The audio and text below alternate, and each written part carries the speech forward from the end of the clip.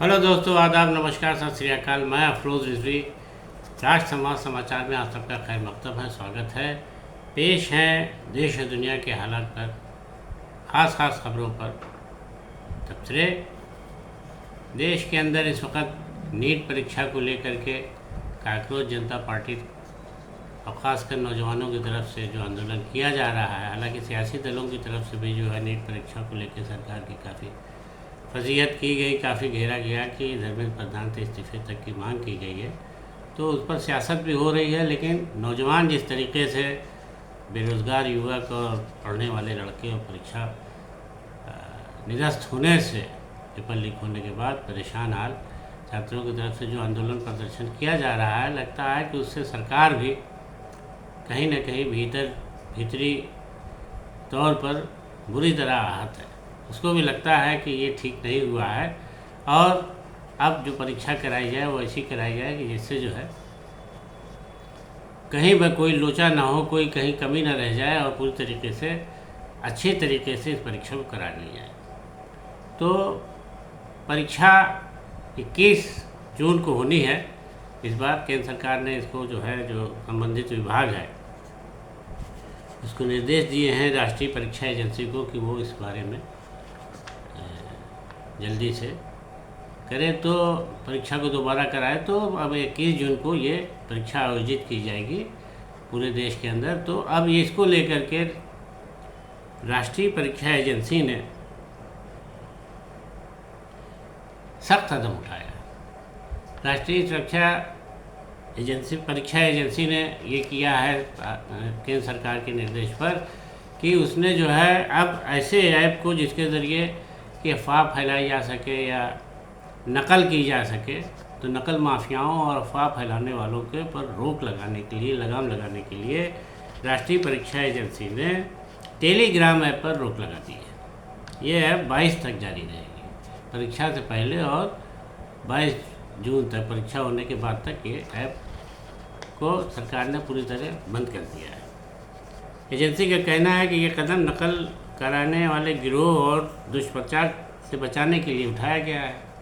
ठीक भी है। अब ये देखने लायक होगा कि इसके बावजूद अगर परीक्षा में कोई गड़बड़ी हुई और कहीं पेपर लीक की शिकायत हुई या किसी तरह की कोई भी बात हुई तो बड़ी मुश्किल हो जाएगी।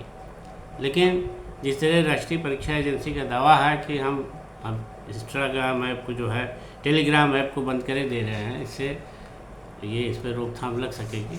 तो बहरहाल सबकी निगाहें इस बात पर रहेंगे कि ये जो परीक्षा हो रही है इसमें कहीं भी कोई कमी ना दिखाई दे। इसके अलावा उत्तर प्रदेश सरकार ने नीट की परीक्षा में भाग लेने वाले अभ्यर्थियों को एक सहूलत मुहैया कराने का फैसला किया। ये सहूलत 21 जून को परीक्षा आयोजित होगी। तो उस परीक्षा में शामिल होने के लिए उत्तर प्रदेश में लगभग यूपीएसआरटीसी की बसों को निर्देश दिया गया है कि वो अभ्यर्थियों को 50% किराया ले, उनसे 50% किराए की छूट दी गई है। यूपीएसआरटी उत्तर प्रदेश राज्य सड़क परिवहन निगम के अधिकारियों को राज्य सरकार ने निर्देश दिया है कि जो भी अभ्यर्थी अपने ज़िले से परीक्षा केंद्रों के लिए आना चाहते हैं और बसों से सवारी करते हैं तो उनको किराए में 50% छूट दी है। बहरहाल राज्य सरकार ये कदम बड़ा सराहनीय है और वो गरीब बच्चे जिनको कि किराया भी जुटाना मुश्किल रहता है, उनके लिए एक वरदान साबित होगा कि उस परीक्षा में शामिल होने के लिए उनको थोड़ी राहत मिल जाएगी। और यूपी के 59 ज़िलों में ये केंद्र बनाए गए हैं और इस परीक्षा में लगभग 3.5 लाख अभ्यर्थी शामिल होंगे। तो इसको देखते हुए उत्तर प्रदेश सरकार ने ये फैसला किया है कि इनको बसें मुहैया हों और इनको किराए में छूट दी जाए।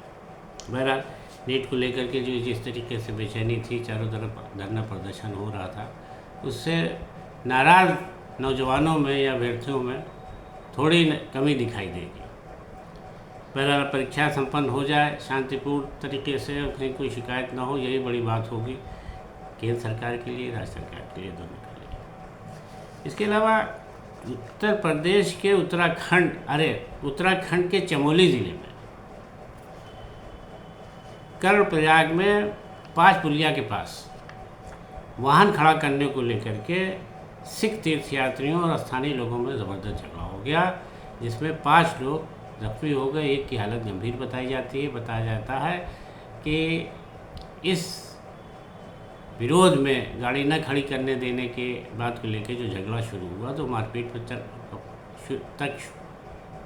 पर लोग उतारू हो गए और देखते ही देखते उसमें पुलिस और प्रत्यक्षदर्शियों का कहना है कि कहीं न कहीं तलवार और कृपाणों से भी हमला किया गया है, जिसमें 5 लोग जख्मी हुए हैं और एक की हालत गंभीर है, उसको हॉस्पिटल में भर्ती करा दिया गया है।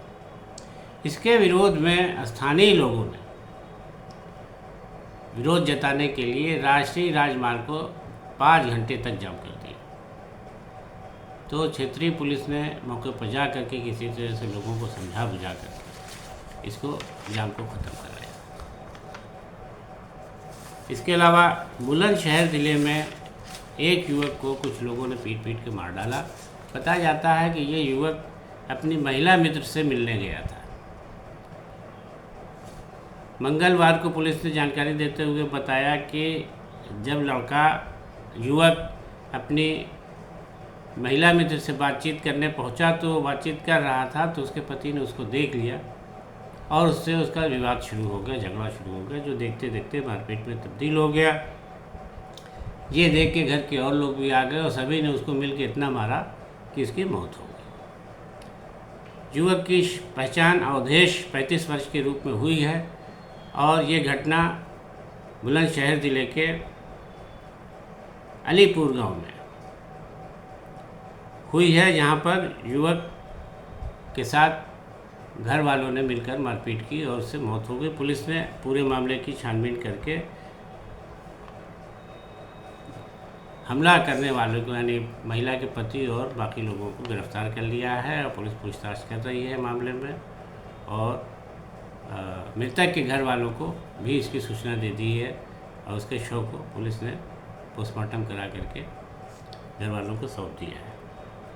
इसके अलावा उत्तर प्रदेश के ही आजमगढ़ ज़िले में पुलिस ने साइबर ठगी करने वालों को गिरोह का भंडा फोड़ करके 4 लोगों को गिरफ्तार किया है। पुलिस का कहना है कि जांच में इनके पास से कई खाते ऐसे मिले हैं जिसमें फर्जी ढंग से ठगी करके पैसा जमा किया गया था, निकाला गया था और पुलिस और भी छानबीन कर रही है। लगभग 10 लाख रुपए किसी की सीज करा लिए थे, पता भी चल गया था, तो उसकी शिकायत होने पर बैंक ने पैसे को सीज कर लिया था। तो पुलिस ने उसको भी पीड़ित व्यक्ति को दिलाया है वापस और पुलिस का कहना है कि इस तरीके से ये गिरोह बहुत लंबे समय से आजमगढ़ में सक्रिय था और उसके पुलिस ने वहाँ पर साइबर ठगी के खिलाफ लेकर अभियान छेड़ रखा है। तो उसी अभियान के तहत ये मामला सामने आया है। इसके अलावा यूपी के 3 जिलों में लखीमपुर, बरेली और कुशीनगर में हुए अलग अलग सड़क हादसों में 3 लोगों की मौत हो गई। 9 लोगों की मौत हो गई। 3 जिलों में अलग अलग सड़क हादसों में 9 लोगों की मौत हो गई। ये दुर्घटना सब वाहन के टकराने से हुई है। पुलिस का कहना है कि अनदेखी और तेज़ रफ्तारी और जिस तरीके से लोग ओवरलोडिंग करके गाड़ियाँ चलाते हैं बगैर किसी नियमों का पालन किए, उस तरीके से इस तरह की दुर्घटनाएँ होती हैं, इसमें लोग मारे जाते हैं। इसके अलावा कुछ खबरें विदेश से। ईरान और अमेरिका की जंग के खात्मे के बाद अब यूक्रेन और रूस के बीच चल रहे भीषण युद्ध को भी ख़त्म कराने की कवायद शुरू हो गई है। इसको लेकर के फ्रांस में मंगलवार को G7 के शिखर सम्मेलन में इस मुद्दे को उठाया गया ज़ोर शोर से और ट्रंप के सामने इसको उठाते हुए कहा गया है कि अब रूस और यूक्रेन के बीच भी शांति समझौता होना चाहिए। इसके लिए रूस पर दबाव बढ़ाया जाना चाहिए। पर अब अमेरिका ने तो कोशिश शुरू में की थी यूक्रेन को लेकर के कि जंग बंद हो, लेकिन जंग अभी तक जारी है और ये जंग जो है अब 4 साल से ज़्यादा अवधि से चल रही है, जिसमें भारी जान माल का नुकसान हुआ। तो इस तरीके से एक बार फ्रांस में G7 के शिखर सम्मेलन में इसको उठाया गया। पूरी दुनिया से इसमें देशों से मदद और हस्तक्षेप की मांग की गई उठी है कि वो सब लोग मिल करके अपने प्रस्ताव पेश करें और ये जंग बंद होना चाहिए। जिस तरह ईरान और अमेरिका के बीच जंगबंदी हुई है उसी तरीके से इस जंग को भी ख़त्म होना चाहिए। इसके अलावा ईरान अमेरिका के बीच जंग भले ही फ़िलहाल बंद हो गई है, ख़त्म हो गई है, लेकिन उसको लेके ऊहापोह की स्थिति बनी हुई है। यानी जब तक MOU साइन नहीं हो जाता तब तक, यानी ये समझौते का जो पेपर है वो साइन नहीं हो जाता तब तक जो है लोगों में ये खदशा, ये भय बना हुआ है, ये संशय बना हुआ है कि कहीं कोई बात बिगड़ ना जाए और फिर से युद्ध न शुरू हो जाए। लेकिन इसकी बात जो है, यानी इस आशंका को लेकर के जो सबसे ज़्यादा खतरा पैदा हो रहा है वो इजराइल से हो रहा है। इजराइल के प्रधानमंत्री नेतन्याहू ने इस समझौते को मानने से लगभग इनकार कर रखा है। उन्होंने जिस दिन ये समझौता हुआ है उसी दिन कुछ घंटे बाद लेबनान पर ज़बरदस्त हमला किया। ऐसा हमला किया जिससे ये लग रहा था कि ये ईरान के ख़िलाफ़ जो जंग चल रही है भी बंद नहीं हुई है, क्योंकि ईरान ने अपने समझौते में सबसे पहली शर्त यही रखी है कि लेबनान में जंग बंद हो, वहाँ जो लोग मारे जा रहे हैं वो पहले रोका जाए। तो अमेरिकी राष्ट्रपति ने यूक्रेन उनसे ये बात कही थी नेतन्याहू से कि भाई जंग बंद कर दो, रोक दो, नहीं तो ईरान जो है समझौते के लिए राज़ी नहीं हो रहा है। लेकिन नेतन्याहू का दर्द ये है कि अकेले सारा क्रेडिट क्यों ट्रंप ले रहे हैं। एक तो क्रेडिट लेने के बाद उनको लगता है कि मैं ट्रंप का यजमान बन गया हूँ, तो नेतन्याहू इस दर्द और इसको साफ नहीं कर पा रहे हैं, बल्कि ये कह रहे हैं कि अगर मैंने ये समझौता होता है तो इससे इसराइल को बड़ा ख़तरा होगा, क्योंकि ईरान को परमाणु बम बनाने की कहीं ना कहीं से गुंजाइश हो जाएगी और वो हमेशा ईरान जो है वो लेबनान के वजह से इसराइल पर हमला कर सकता है परमाणु बम से। तो ये अभी एक तरफा अपनी सोच नेतन्याहू की है कि ईरान परमाणु बम बनाएगा, हमें मार डालेगा, हमारा मुल्क ख़त्म कर देगा। तो इसको लेकर के वो उभारते हैं बात को। तो अभी उन्होंने अपने हमले करके लेबनान पर ये संदेश दे दिया है कि वो किसी तरह से समझौते को नहीं मान रहे हैं। लेकिन इसके साथ ही चीन भी अभी बिल्कुल खुल के सामने आ गया है और चीन ने ये कह दिया है ट्रंप से कि पहले लेबनान पर हमला बंद कराओ और हुर्मुज़ मार्ग से, समुद्री मार्ग से अपनी नाकेबंदी खत्म कराओ, नहीं तो भूल जाओ कि तुम्हें कोई MOU साइन होगा और कोई समझौता होगा तुम्हारे साथ। अगर ये दोनों चीज़ें नहीं पहले होती हैं तो समझौते में दस्तखत भी नहीं होंगे। अब चीन की इस धमकी से अमेरिका परेशान है कि ये क्या होगा, और लेबनान में अगर जंग जारी रही तो हो सकता है कि ईरान भी सोचने में मजबूर हो जाए कि जब तक जंग ही नहीं बंद हो रही तो समझौता किस बात का। बहरहाल चीन ने इस बात की धमकी दे दी है कि स्ट्रेट ऑफ हुर्मुज़ की नाकेबंदी पूरी तरह ख़त्म हो और पूरी दुनिया में इस रास्ते से अपने जहाज़ को, अपने सबके शिप आ जा सकें, जहाज़ आ जा सकें और कारोबार चलता रहे, कहीं कोई दिक्कत ना हो। हालांकि ईरान ने समझौते के अमेरिका में शुरू से ही कह दिया है कि आप हुर्मुज़ से अपनी नाकेबंदी हटा लीजिए और लेबनान में जंगबंदी हो जाए तो हम समझौते के लिए राज़ी हैं। बाकी परमाणु डील के लिए ईरान ने कह रखा है कि वो बाद में करेंगे। अब ट्रंप इस बारे में सीधे फैसले लेकर अपनी बात मान गए हैं कि हम हटा लेंगे, लेकिन अभी जो है चीन ने ये कहा है कि पूरी तरीके से अमेरिका के राष्ट्रपति अपने कही बात को पूरा नहीं कर रहे हैं।